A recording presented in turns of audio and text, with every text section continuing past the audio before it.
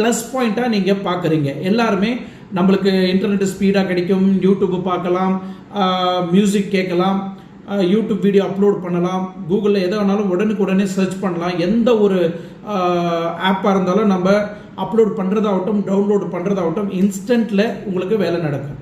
சரிங்களா? பர் செகண்டுக்கு 110 speed, 111 second.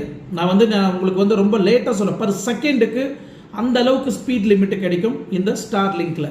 அதே அளவுக்கு இந்தியாவில் எங்கெங்கே என்னென்ன பிரச்சனைகள்லாம் அடுத்து சந்திக்க போகிறாங்கன்றதையும் நான் உங்களுக்கு இதில் எக்ஸ்பிளைன் பண்ணுறேன். இப்போ இது வரைக்கும் நான் சொன்னது பாசிட்டிவ். இதுக்கு மேலே சொல்கிறது, இந்த ஸ்டார்லிங்க்கு சர்வீஸ் இந்தியாவுக்குள்ளே வந்தால் சேட்டலைட் மூலிமா இந்தியாவில் எந்த அளவுக்கு பிரச்சனைகளை சந்திக்கும் அப்படின்றத நான் எக்ஸ்பிளைன் பண்ணுறேன்.